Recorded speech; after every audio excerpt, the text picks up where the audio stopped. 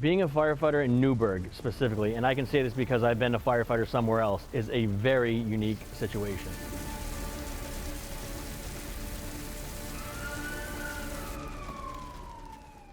Newburgh is like a nexus of just all the crazy things that can happen will happen here.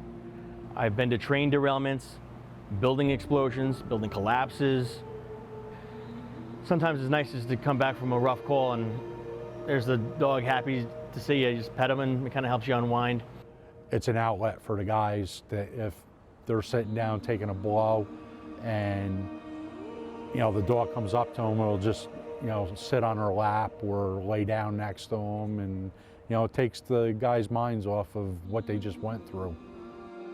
When we first got him, we had to keep a leash on him because as the guys were going into the building, he would try to go in with them and stick with his guys. But we finally broke him of that, thank goodness.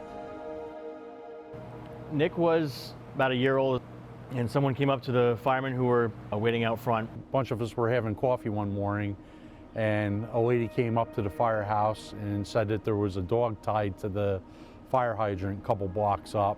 A couple of guys went up to the hydrant, met Nick, and he was pretty friendly and kind of eager to see somebody.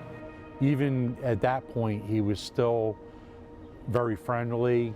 The dog had been sitting there for almost 12 hours. I guess somebody seen him at like 10 o'clock the night before, and he was there, 9, 10 o'clock in the morning the next day. So they brought him back to the firehouse, and he got along with everybody. He was very friendly, kind of running around, being happy to be here. And they gave him a bath, gave him something to eat, and he's been here ever since. Nick being in the firehouse, he definitely breaks up the monotony. Sometimes I'm in my office doing administrative stuff, or we're running calls constantly, and it's just trying to catch up with the paperwork, and then he'll come in and want to play. And you're like, you know what, Nick, you're right, let's go play. He loves tug of war, so we'll just play around a little bit, and it just kind of breaks everything up and just takes a load of stress off. And there's a couple of guys that will just take him out of here, give him a break, and then you have your own dog at home, which is nice. The most memorable was the night that I took him home to the house, and the kids got to see him for the first time. My son, I think, was 13 years old, and my daughter was 10. And they were sitting there watching TV. I came home from a day tour about 7 o'clock at night, and I opened the door, and Nick came flying in, and they thought we got a new dog. But they loved up on him, and I have a yellow lab, and the two of them hit it off, and they ended up sleeping in my son's bed all night. And me and my son brought him down to the park the next day, and spent the whole day with him just to get him out of the firehouse. But that was probably my most memorable moment with Nick, was when he met my family. But having Nick here is like, you get to have your own dog, and if anybody who owns a dog, it's great just to have the dog. Just him laying there sleeping, it's comforting. Most of the time during the day, he is sleeping on the couch or begging for food if we're having a meal. But when the alarm bells sound, he likes to run right to the car, and I have to lift him into the car because he won't jump in. But he'll ride to the call and hang out. He'll be at the fire scenes. We'll be at the fire 2-3 hours, and he just sits in the car, just watching out the window. We don't have the greatest staffing levels, so when we go to a fire, there's a lot of work to do with not a lot of guys to do it. So the guys are beat up, and once the fire's knocked down, calmed down, we've gotten more resources to the scene, there's Nick in the car, and you kind of like, you know what, Nick, let's grab a bottle of water, and you pet him, and he's just happy to be there. Just happy to be, hey, you guys did a good job, Yeah, there's been a couple rough calls where people have gotten hurt or killed, and like I said, having Nick around is a godsend. He's a big stress reliever around here, especially with the way things are going with the city. Being a smaller city, financially, it's difficult to keep the staffing that you need. And at one point, we would have 15 guys on shift. Then there were layoffs in 2020, and our minimum went down to 10 a shift, which was doable, difficult but doable. And then most recently, our staffing levels, our minimums dropped down to 7, which closes an engine, which makes things very difficult. And if they go wrong, it's not easy to correct it. We're having water issues on engine 1. we're in a tough time now.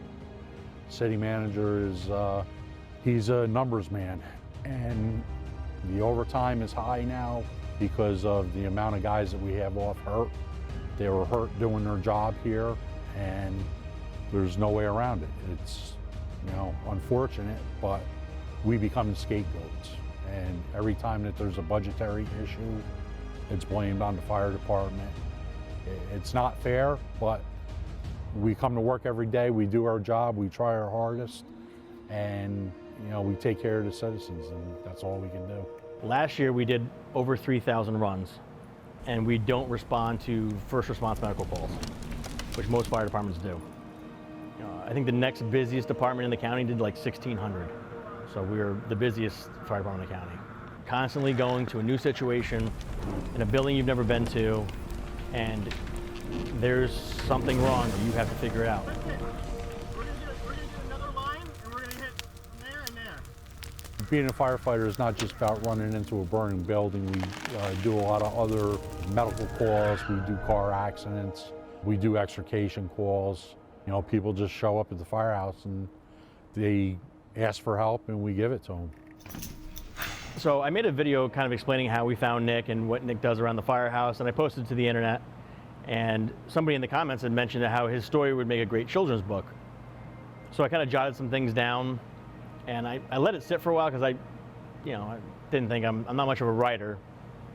And then I kind of saw a video of how to self-publish and how to find an illustrator. Yeah, you know what? Let's do it and see what happens. So I found an illustrator online, and we made the book, and I self-published on Amazon, and now he's got his story. Surprisingly, I've only gotten a little bit of my chops being broken, but for most part, the guys were actually really supportive. I wasn't shocked, but it was like, but then, you know, we understood, and he has young nieces and nephews, and it would be a memory for them. Fire hydrant. My friends and family who've gotten it for children are like, I have to read it every night. Every single night I have to read your book. Sorry, not sorry. Well, I think Nick's legacy is going to be that he was a good friend, and he helped us get our message across. Generations of kids will know him, and hopefully they remember him and they want to become firefighters.